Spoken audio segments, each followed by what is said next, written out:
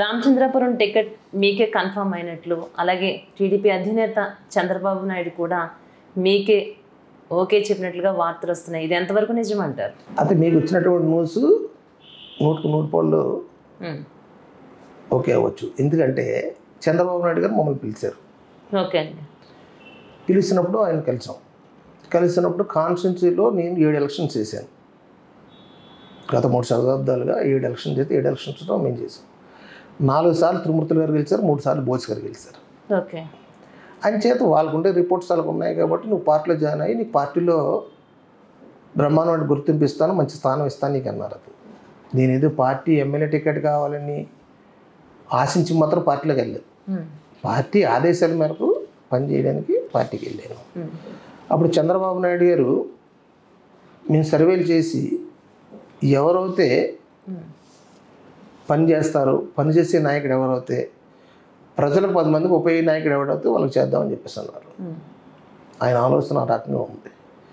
అప్పుడు పవన్ కళ్యాణ్ గారు, చంద్రబాబు నాయుడు గారు రామలక్ష్మణులాగా రాష్ట్రాన్ని పరిపాలించడానికి ఉన్నారు. రాముడు చంద్రబాబు నాయుడు గారు అయితే లక్ష్మణుడిగా పవర్ స్టార్ పవన్ కళ్యాణ్ గారు.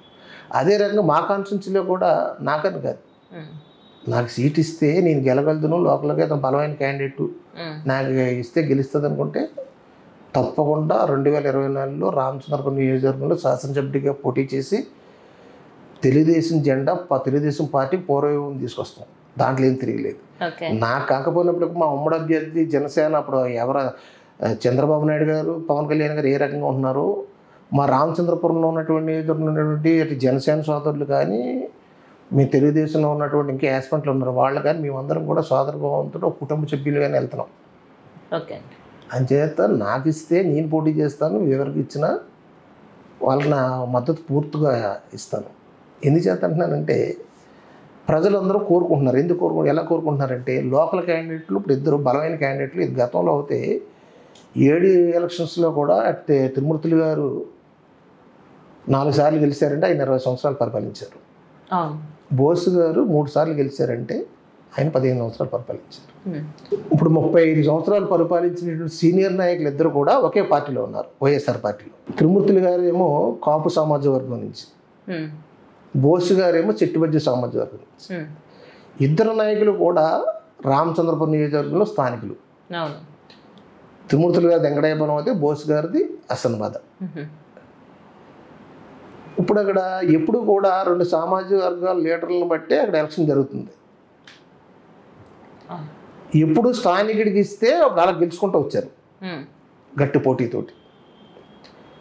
ఇప్పుడు ఏంటంటే ఎవరికైనా స్థానికుడికి ఇస్తే వాళ్ళిద్దరిని ఎదురుగల నాయకుడికి ఎవరికి ఇస్తే తెలుగుదేశం కేడర్ అంతా కూడా బయటకు వచ్చి తెలుగుదేశం పార్టీ విజయాన్ని కృషి చేయడానికి అందరూ తటస్థంగా ఉన్నారు. అలాగే ఇప్పుడు మా కాన్స్టిట్యున్సీలో ఎవరైతే పవర్ఫుల్గా గెలగలడు వాళ్ళిద్దరిని ఎదిరించి ముందు గెలగలిగే నాయకుడు ఎవడవుతూ ఉన్నారో వాళ్ళకి సీట్ ఇస్తే తెలుగుదేశం పార్టీ అన్ని కులాలు బీసీలు, ఎస్సీలు, మైనారిటీస్, అన్ని ఓసీ వర్గాలు అన్ని కులాలు కూడా బయటకు వచ్చి వాళ్ళు మేమే క్యాండిడేట్ అని నడుం గట్టికి పనిచేసేలా ఉన్నారు. వాళ్ళకు కూడా భరోసా కావాలి కదా. ముందు మెయిన్ ఏంటి ఇంపార్టెంట్గా క్యాడర్ భరోసా కావాలి. ఇప్పుడు ఎవరు అమలాపురం ఉన్న అతను తీసుకొచ్చో, లేకపోతే కాకినాడలో ఉన్న అతను తీసుకొచ్చో, లేకపోతే నాన్ లోకల్ క్యాండిడేట్ ఎవరిని దిగుచ్చి పెడితే వాళ్ళకి రేపు పొద్దున భరోసా ఎవరు? ఎలక్షన్స్లో గెలవడం వాడడం అనేటువంటి ఒక స్పోర్ట్స్లో తీసుకుందాన్ని. కానీ ఇక్కడ రేపు పొద్దున కష్టం వచ్చినట్టు కాపాడి కూడా కావాలి. ఇక్కడ మొన్నటిదాకా ఏంటి 4 సార్లు త్రిమూర్తులు గారు గెలిచారనుకోండి, 3 సార్లు బోస్ గారు ఓడిపోయారు అనుకోండి, బోస్ గారు గ్రూప్ ఏదో లోకల్గా ఉంటే కష్టం వస్తే ఆయన దగ్గరికి వెళ్ళేవారు. అలా విధంగా త్రిమూర్తులు గారు ఓడిపోయి బోస్ గారు గెలిచారనుకోండి, మా గ్రూప్ అంతా త్రిమూర్తులు గారి దగ్గర నా దగ్గర మొత్తం లోకల్ క్యాండిడేట్లు కాబట్టి ఆ గ్రూప్లో అలాగ ఉంది. ఇప్పుడు బలమైన నాయకులు ఇద్దరు ఒకే గ్రూప్లో ఉన్నారు, ఒకే పార్టీలో.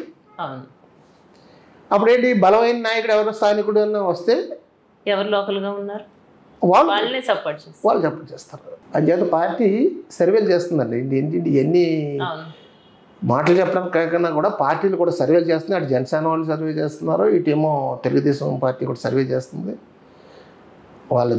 ఇద్దరు సర్వేని బట్టి సర్వే రిపోర్ట్లు ఎవరు పడితే వాళ్ళు రికమెండేషన్ కాదండి కావాల్సింది. చంద్రబాబు నాయుడు గారు రైతు కుటుంబానికి ఇచ్చాడు, కష్ట సుఖాలను తెలుసుంది ఆయన. అలాగే పవన్ కళ్యాణ్ గారు కూడా ఒక చిన్న కుటుంబం నుంచి వచ్చినాడు. ఆయన కూడా కష్టకాలం నుండి ఈ రోజు పవర్ స్టార్ ఈ స్థాయికి ఎదిగారు ఆయన. అవునండి. అంచేత ఇద్దరు కలయికతోటే ఈ రాష్ట్రం అభివృద్ధి చెందుతుందని, ఇద్దరు కలయికతోటే ఎవరికి ఇచ్చినా సరే మేమందరం కూడా కలయికతోటే పనిచేస్తామని చెప్పేసి. కానీ అక్కడ తెలుగుదేశం జెండా ఎగరేయడానికి ఉమ్మడి అభ్యర్థి, జనసేన తెలుగుదేశం ఉమ్మడి అభ్యర్థి ఎవరైనప్పటికీ కూడా అందరూ కలిసి పనిచేస్తారు.